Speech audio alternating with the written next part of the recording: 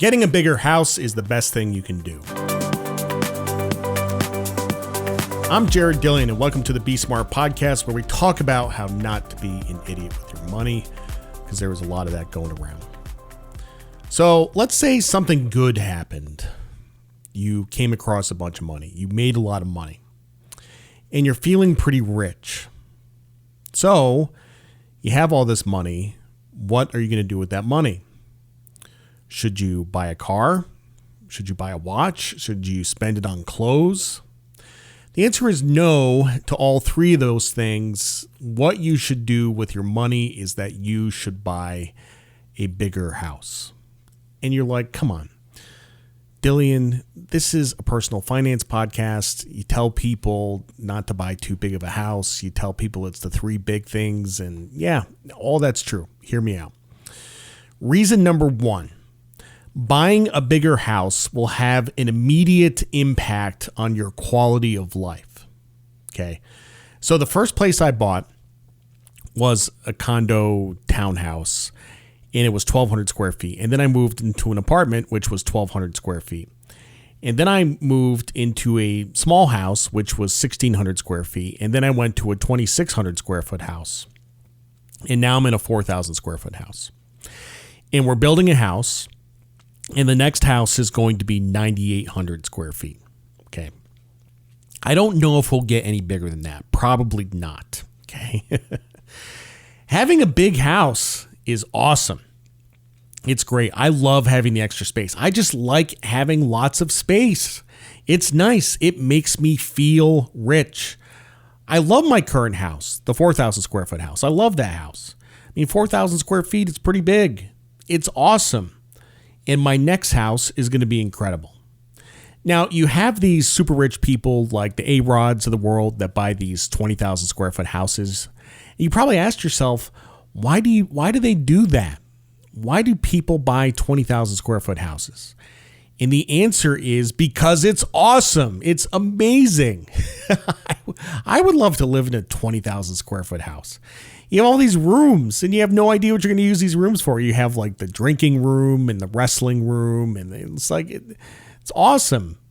You know, that's why people do it.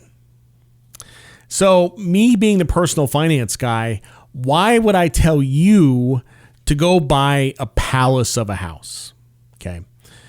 Well, from a practical standpoint, it is a way to build wealth. It absolutely is. You know, unlike buying a car, which is going to depreciate, or a watch or clothes, a house is most of the time a good investment. You will pay down that mortgage over time and build equity in the house. And after a while, you'll have the house paid off, and then you'll have this asset that is worth $700,000, which you can sell and buy other stuff or buy another house. Like, it's a good deal. You know, the one thing I will say, there's people who are good with money and there are people who are bad with money.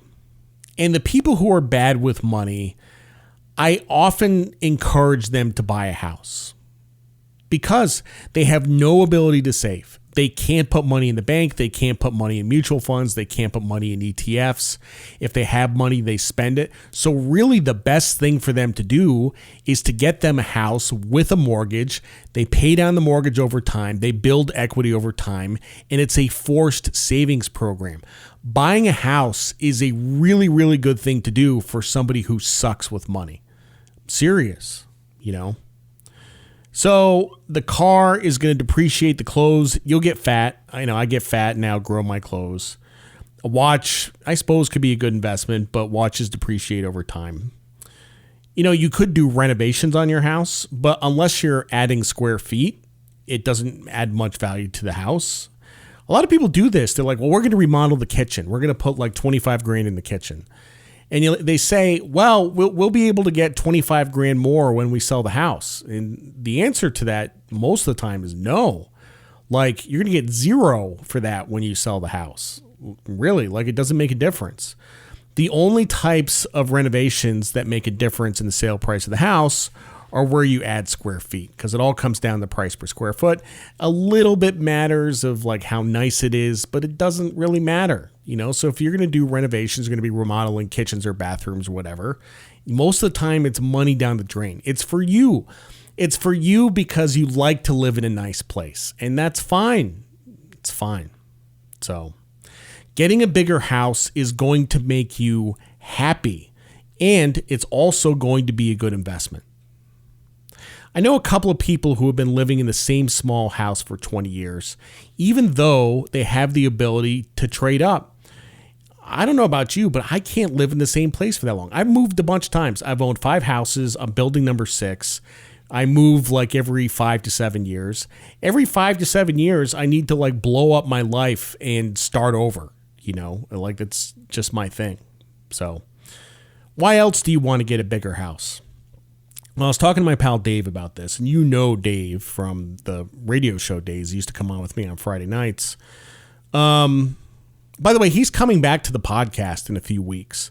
We're going to get Dave on the podcast, and it's going to be awesome. It's just going to be like old times, and it's going to be great. Anyway, Dave had some money, and he thought about getting a new house. He was going to get one in Murrells Inlet, which is a nicer neighborhood.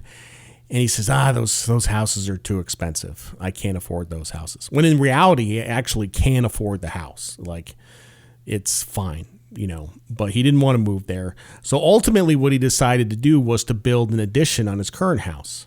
I'm like, what the fuck? Sell your house. You made a lot of money on that house. Sell your house, get out of that neighborhood, move into a nice neighborhood with better people. You see, because the neighborhood he's currently in kind of sucks. It's kind of a dump. People steal stuff out of his garage all the time. I'm like, you're living with a bunch of thieves. Like, get out of that neighborhood. Go someplace nicer. You're going to build this addition on your house. I mean, yes, it's going to add square feet, but Christ, So I literally, like, the reason to move out of this house is to move to a nicer neighborhood where there's just a better class of people. And class it up, step up your game, and some people would call this social climbing. But guess what? Social climbing is a good thing. And by the way, you get a bigger house, it gives you something to work towards. It puts a little pressure on you. And that's a good thing because you don't want to get comfortable in life. So I said, you're nuts for building an addition on your house. So, and that house is, it's okay. But you know what they say, you can polish a turd, but you can't make it shine. I know lots of people who have traded up their house and they are happy. I also know people who went the other direction and they sucked equity out of their house to pay for dumb stuff and they're not happy. So I'm in the happy business. I can tell you what will make you happy or not happy. Building equity in a house makes you happy. Sucking equity out of your house makes you unhappy, makes you sad. So this is going to sound sexist, but it's really not. It's just my experience. In my experience, women like bigger houses. They really do. They like new houses in general, but they love to make a house a home. So if you've ever gone house shopping with your wife, immediately what they start doing is, well, we put the dining room table over here, we put the dressers over here, we put the bed over here, and this is where the kids are going to play, and this is, they got it all figured out, like immediately, like this, this is going to be your home.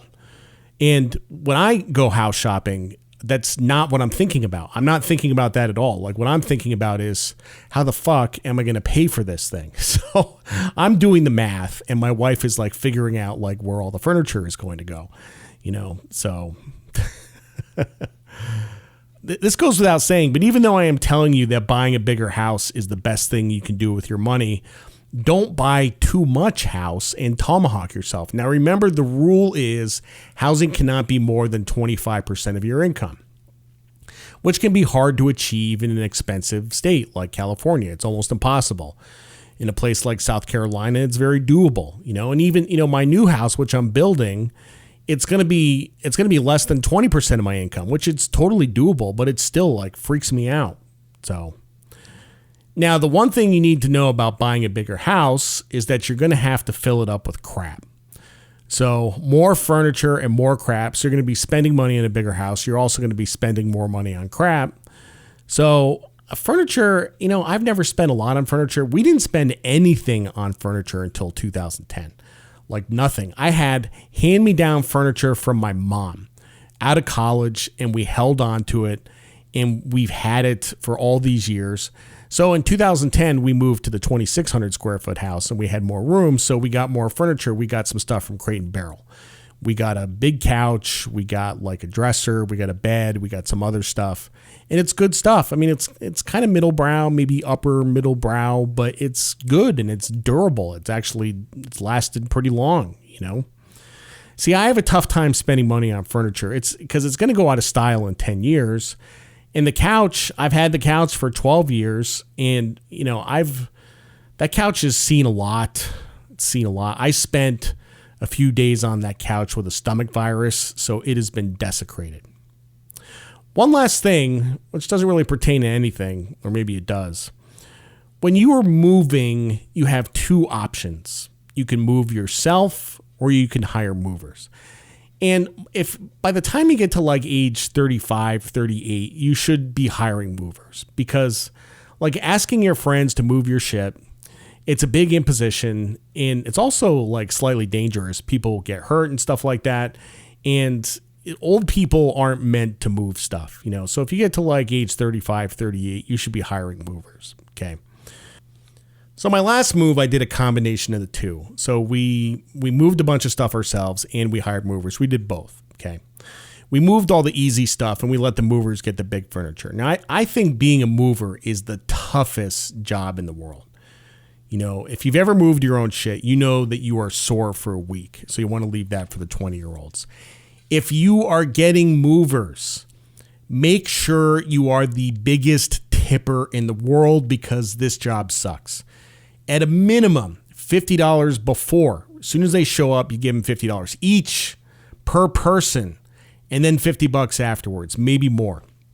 And for lunch, you order pizza and Gatorade.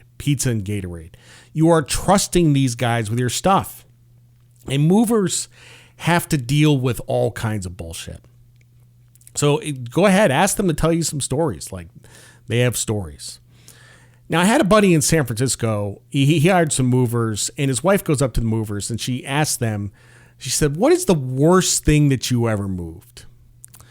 And he said, the mover said, "Well, I once had to move something for the Bijou Theater." Now, the Bijou Theater was a gay club in downtown San Francisco. And on the sign out front, it used to say things like, "Big hairy chests, all you can eat." So he went to the Bijou Theater, and the owner took them in the basement, and the basement was a mattress. And the Bijou Theater wanted to get rid of the mattress. So there were two movers, and they were going to pay these guys $50 each to move the mattress. And one of the guys was like, "Screw that, I'm not touching the mattress." The other guy said, "Well, I'm having his $50." So he got $100 to pick up the mattress and move it out onto the street. That one should have been on Dirty Jobs with Mike Rowe. Thanks for listening to the Be Smart podcast. I'm Jared Dillian. See you next time.